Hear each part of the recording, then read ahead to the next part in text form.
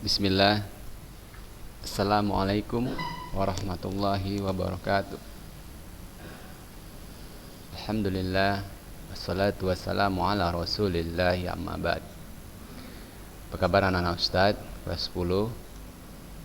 Ustaz harapkan antum semua dalam keadaan sehat, selalu dalam lindungan Allah Subhanahu wa taala, dan tetap semangat dalam mengikuti pembelajaran daring. Baiklah anak-anak Ustadz, insyaallah hari ini kita akan melanjutkan pelajaran kita prakarya dan kewirausahaan. Pada materi kali ini kita masuk kepada materi budidaya, ya. Jadi ini materinya adalah wirausaha produk budidaya tanaman pangan anak-anak Ustadz. Ya, kemudian masuk kepada perencanaan usaha budidaya tanaman pangan, ya, dan proses produksi budidaya tanaman pangan.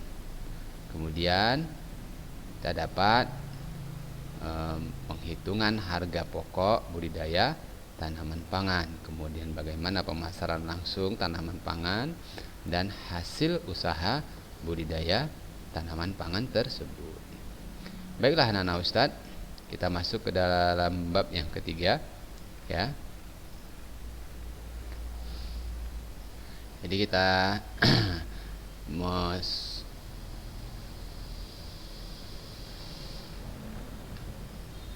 langsung masuk kepada perencanaan usaha budidaya tanaman pangan.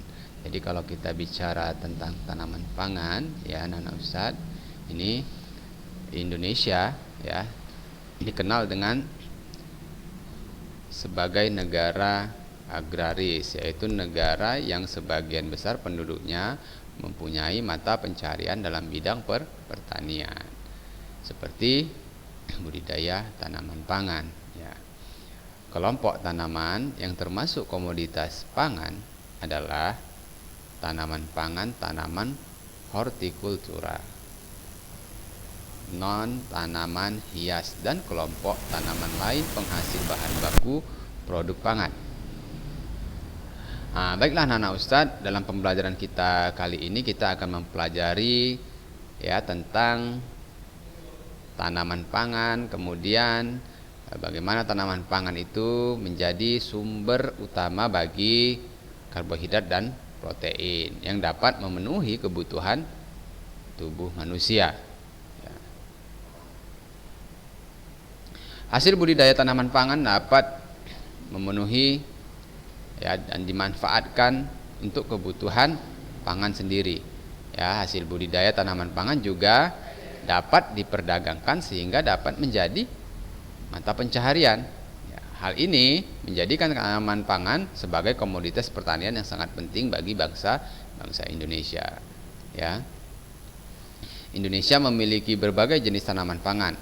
Ya, keberagaman jenis tanaman pangan yang kita miliki di negeri kita ini adalah satu anugerah dari Allah Subhanahu wa taala yang seharusnya, ya, kita syukuri.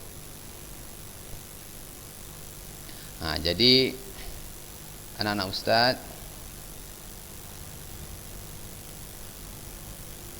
banyak sekali kalau kita perhatikan, ya,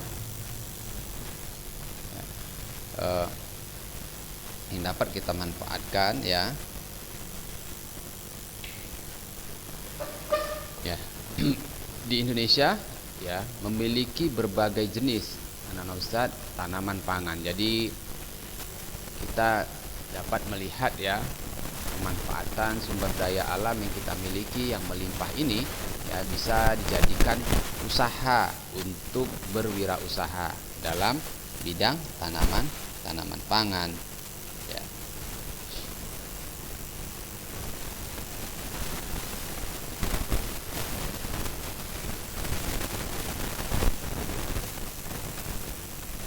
Jadi tanaman pangan ini dikelompokkan berdasarkan umur, ya, dapat berdasarkan umur, yaitu tanaman semusim ataupun tanaman tahunan. Ustadz, tanaman semusim adalah tanaman yang dipanen dalam satu musim tanam, yaitu antara 3 sampai 4 bulan. Misalnya jagung, kedelai, ya, itu bisa umurnya 6 sampai 8 bulan.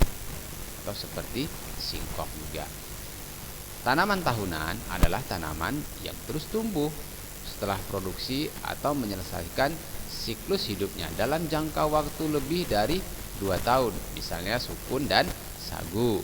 Tanaman pangan juga dibagi menjadi 3 kelompok, yaitu serealia, kacang-kacangan, dan umbi-umbian. Kelompok serealia dan kacang-kacangan menghasilkan biji sebagai produk hasil budidaya. Sedangkan umbi-umbian menghasilkan umbi batang atau umbi akar sebagai produk hasil budidaya.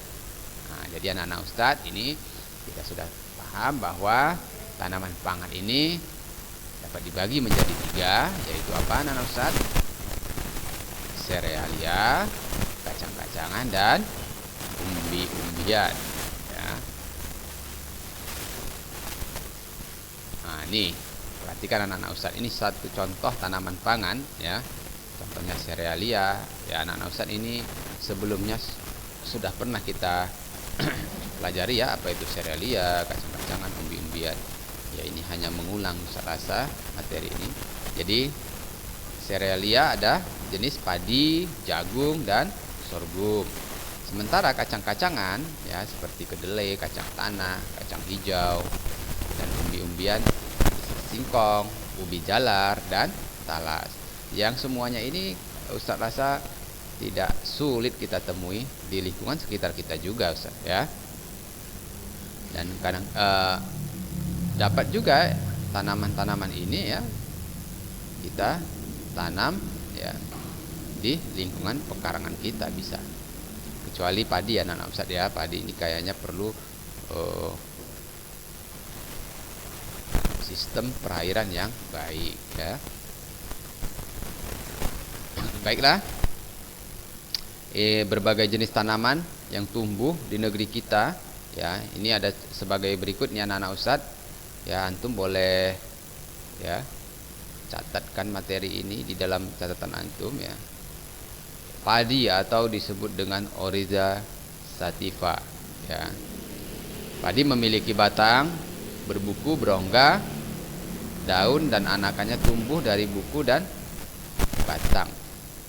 Ya, bunga atau malai muncul dari buku yang terakhir. Akar padi berupa akar serabut. Bulir padi terdapat pada malai yang dimiliki oleh anakan. Budidaya padi dikelompokkan menjadi padi sawah, padi gogo, dan padi rawa. Tanaman diperbanyak dengan menggunakan biji. Ya, ini anak-anak Ustaz ya. Jadi ada juga bisa di sawah, anak-anak Ustaz kita sangat kenal bahwa padi itu ditanam di sawah. Jadi ada padi gogo juga dan ada juga padi yang di rawa. Yang kira-kira ini harus banyak membutuhkan air. Nah, ini anak-anak Ustaz padi ya. Ya, kalau mungkin tanaman padi ini ya, ini yang di daerah sekitar kita mungkin agak jarang kita jumpai anak-anak Ustaz.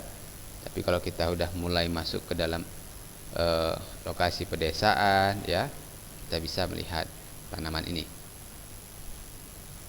Kemudian jagung ya, jagung memiliki batang tunggal. Ini anak-anak Ustaz gambarnya. Nah, ini jagung juga mudah tumbuh ini di pekarangan. Ya, memiliki batang tunggal yang terdiri atas buku dan luas. Daun jagung terdapat pada setiap buku pada batang. Jagung memiliki bunga jantan dan bunga betina yang terpisah, tetapi masih pada pohon yang sama. Bunga jantan terletak di ujung batang, sedangkan bunga betina atau tongkol berada di bagian tengah batang jagung. Jagung dapat ditanam di lahan kering maupun lahan sawah sesudah panen padi. Tanaman jagung diperbanyak dengan biji. Hanya nak Ustaz ya. Jagung. Ya, bisa juga kalau antum ada biji jagung, antum tanamkan di pekarangan rumah, ya bisa tumbuh insya Allah ya.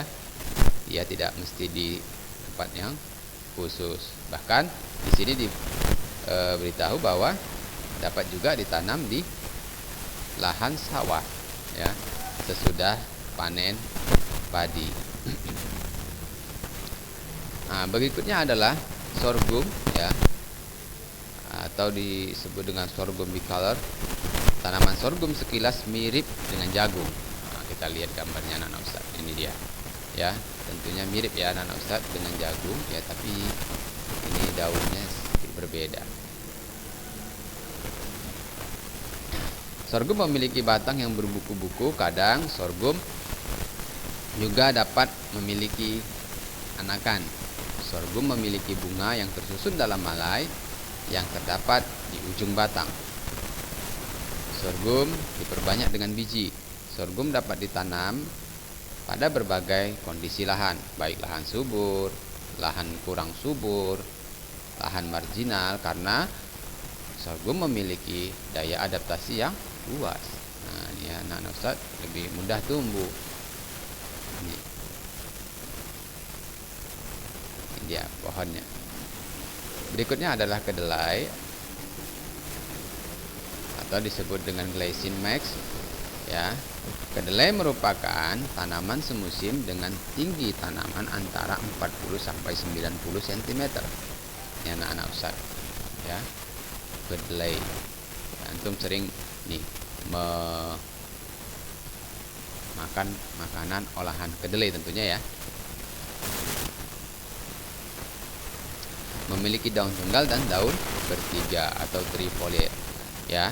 Daun dan polong kedelai memiliki bulu. Tanaman kedelai memiliki umur antara 72 sampai 90 hari. Polong kedelai yang telah masak ditandai dengan kulit polong yang berwarna coklat. Ya, kedelai diperbanyak dengan biji. Berdasarkan warna bijinya, kedelai dibedakan menjadi kedelai kuning, hijau, kuning-kuningan, coklat, dan hitam. Ya. Endosperma kedelai umumnya berwarna kuning. Kedelai dapat ditanam di lahan kering atau di sawah sesudah panen padi. Nah, jadi ini juga tanaman selingan ya, anak-anak Ustaz. Setelah nanam sawahnya ditanam padi, kemudian panen, bisa diselingi dengan ya tanaman kacang kedelai ya. Tentunya kita ya sudah tidak asing lagi dengan masakan dengan olahan kedelai.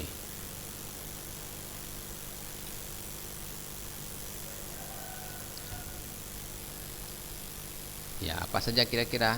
Bisa dijadi olahan minuman, bisa juga jadi makanan ya. Minuman ada seperti susu kedelai ya. Kalau makanan kita sangat populer sekali yang dari kedelai apa anak-anak Ustaz? Tahu, tempe ya. Nah. Baiklah anak-anak Ustaz, kemudian yang berikut adalah kacang tanah atau Arachis hypogeae. Kacang tanah dapat ditanam di lahan kering dan lahan sawah sesudah panen padi. Nah, ini juga tanaman selingan ya anak-anak Ustaz. Kacang tanah diperbanyak dengan biji. Kacang tanah memiliki batang yang bercabang dengan tinggi tanaman antara 38 sampai 68 cm. Tanaman ini memiliki tipe tumbuh dengan memanjang di atas permukaan tanah.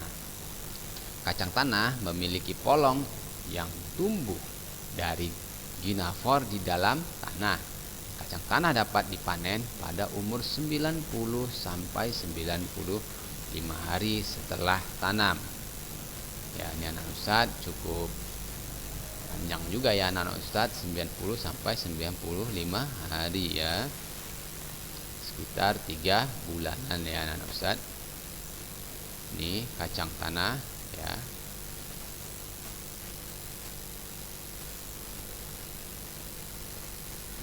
Berikutnya adalah kacang hijau atau Vigna radiata. Tanaman kacang hijau merupakan tanaman pangan semusim yang mempunyai umur panen antara 55 sampai 65 hari setelah tanam. Kacang hijau memiliki tinggi tanaman antara 53 sampai 80 cm. Batang bercabang serta daun dan polong yang berbulu. Kacang hijau diperbanyak dengan biji. Kacang hijau dapat ditanam di lahan kering maupun lahan sawah sesudah panen padi. Ya, tentunya banyak sekali anak-anak Ustaz ya. Ya, tanaman selingan ya. Setelah menanam padi tadi ada kacang kedelai ya, ada kacang hijau. Ya, bisa juga sorghum tadi, jagung ya. Tanaman-tanaman. Nah, ini anak-anak Ustaz. Tanamannya kacang hijau. Ya. Kalau tanaman kacang hijau ini kira-kira masakan yang antum kenal, yang sering, yang populer kita konsumsi apa anak-anak Ustaz? Yang olahan dari kacang hijau. Ya. Ya, bisa dijadikan ya berbagai macam olahan makanan ya. Bisa jadi bubur kacang hijau ya. Kemudian singkong atau disebut dengan Manihot utilissima. Tanaman singkong, nah ini tanamannya anak-anak Ustaz, atau ubi kayu yang sering kita kenal, merupakan tanaman berkayu yang dipanen umbinya anak-anak Ustaz ya. Daun tanaman ini dapat dimanfaatkan sebagai sayuran. Tanaman ubi kayu dapat menghasilkan biji, tetapi tidak digunakan untuk diperbanyak. Ya, jadi untuk pengembangbiakannya, memperbanyak tanamannya tidak menggunakan biji anak-anak Ustaz. Tanaman ini biasanya diperbanyak dengan menggunakan stek batang. Umur tanaman ubi kayu sekitar 8 sampai 10 bulan. Cukup lama ya anak-anak Ustaz, hampir setahun ya. Tanaman ubi kayu mempunyai daya adaptasi yang luas, tetapi umumnya ubi kayu ditanam di lahan kering. Nah, ini anak-anak Ustaz ya. Kadang-kadang kita ini kalau antum dapat batang ubi kayu, antum cucukkan ke tanah, ya itu juga sudah bisa tumbuh ya, insya Allah tumbuh. Nah, jadi dia diperbanyak dengan stek batang anak-anak Ustaz. Jadi antum perhatikan, setiap orang yang baru panen ubi biasanya batang-batang ubinya itu tidak dibuang. Nah, akan ditanam kembali, dipotong kecil, kemudian ditanam ya. Ini umbinya anak-anak Ustaz yang dipanen ya. Kemudian daunnya juga bisa dimanfaatkan sebagai sayuran, daun ubi kayu ya. Nah, tentunya banyak sekali makanan dengan olahan ubi kayu anak-anak Ustaz ya. Ada juga kue bisa ya, banyak sekali. Kemudian ubi jalar. Nah, ini berbeda dengan ubi kayu tadi ya anak-anak Ustaz. Dari bentuk tanamannya juga berbeda ya, walaupun namanya hampir sama, sama-sama ubi. Ubi jalar adalah tanaman pangan yang memiliki batang panjang menjalar ya, jadi tidak tumbuh ke atas anak-anak Ustaz ya, dia menjalar. Tipe pertumbuhannya dapat berupa semak-semak menjalar atau menjalar. Ubi jalar dapat diperbanyak dengan bagian ubi, pucuk, batang, dan stek batang. Umur tanaman ubi jalar berkisar antara 4 sampai 4,5 bulan. Ya, jadi lebih pendek ya, anak Ustaz, hampir separohnya dari ubi kayu tadi. Ubi jalar umumnya ditanam pada guludan tanah di lahan tegalan atau lahan sawah. warna kulit ubi maupun warna daging umbinya bervariasi, mulai dari berwarna putih, ada yang warna putih anak Ustaz, krem, orange ataupun ungu. Ya, ini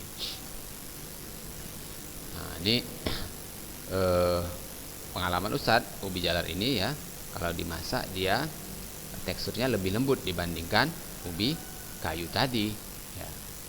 Tanaman pangan menyebar secara merata di seluruh wilayah Indonesia dan terdapat beberapa daerah yang menjadi sentra pengembangan tanaman pangan tertentu. Hal ini disebabkan oleh kebiasaan masyarakat dalam mengembangkan tanaman pangan sesuai lahannya. Nah, jadi kita sesuaikan juga lahan kita tuh yang cocok tanaman pangan apa anak-anak Ustadz ya. Walaupun semuanya mungkin bisa tumbuh, tetapi belum tentu di lahan tempat kita itu ya bisa tanamannya baik. Ya, jadi antum harus bisa lihat, memilih kira-kira tanahnya, lahannya itu yang cocok tanaman pangan jenis apa. Ya, agar hasilnya dapat maksimal. Misalnya di Provinsi Sumatera Utara, ya Sumatera Barat, Sulawesi, Jawa Barat, Jawa Tengah menjadi sentra produksi beras. Ya, jadi antum kalau pergi ya, kalau daerah kita ini antum jalan lintas Sumatera ya, arah mau ke Pakam, antum udah bisa tuh melihat sebelah kiri itu banyak sawah ya. Sebelah kanan juga ada sawah. Kemudian Provinsi Jawa Barat, Jawa Tengah ya, dan daerah istimewa Yogyakarta serta Jawa Timur adalah sentra produksi untuk kedelai ya, kedelai. Ya. Makanya kalau kita pergi ke daerah Jawa,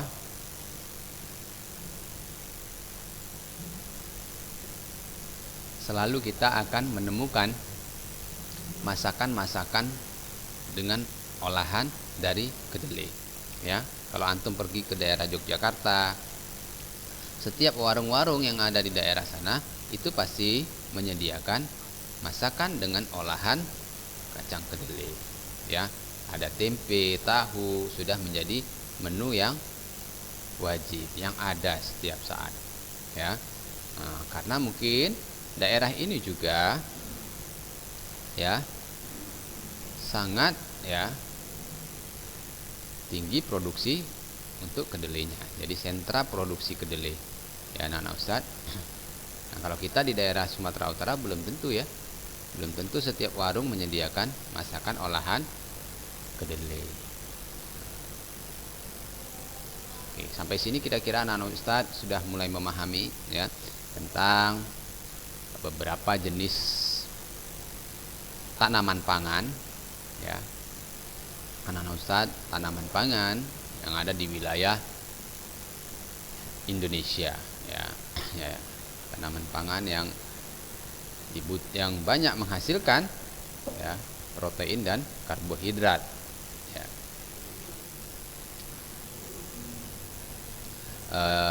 Baiklah anak-anak Ustadz, ini coba kita lihat, ini ada sebuah makanan ya, hasil olahan dari tanaman pangan ya. Jadi ada juga ya tanaman pangan ini yang langsung diolah, dimasak, ada juga yang seperti kalau kita lihat ya anak-anak Ustadz, kalau misalnya kita lihat beras dipanen itu bisa langsung dimasak ya. Tapi kalau misalnya kacang kedelai ya, ini seperti contoh ini, bisa diolah dulu, diolah kembali ya, diolah lagi untuk menjadi menu masakan ya, seperti tahu, tempe ya. Tentunya tahu tempe ini nggak bisa kita dapatkan setelah panen kedelai kemudian kita masak. Ada prosesnya lagi anak-anak Ustadz ya, diproses lagi. Nah, seperti ini ya anak-anak Ustadz, dibuat menjadi susu kedelai ya. Ini ada kecap. Nah, ini beberapa hasil dari olahan kedelai ya anak-anak Ustadz. Atau mungkin gini anak-anak Ustaz, mungkin antum kenal kedelai itu setelah menjadi olahan makanan, tapi antum tidak pernah melihat pohonnya, buahnya, ya, kacang kedelainya, ya, tidak pernah. Ya, jadi dari materi pembelajaran ini, insya Allah antum sudah tahu ya, bahwa tadi sudah ada gambar kedelai, pohon kedelai, dan ada buahnya yang sudah panen juga. Ya, ini kemudian olahannya, olahan dari kedelai, tempe, tahu, bisa membuat jadi susu kedelai. Ya, susu kedelai kalau kita kenal susu itu dari hewani, ya ternyata ya ada juga yang bisa diproduksi dari nabati, ya, dari tumbuh-tumbuhan. Ini adalah kedelai, ya. Kita kenal ada susu sapi, ya, ternyata ada juga olahan susu kedelai karena warnanya mirip susu, ya anak-anak Ustaz, putih.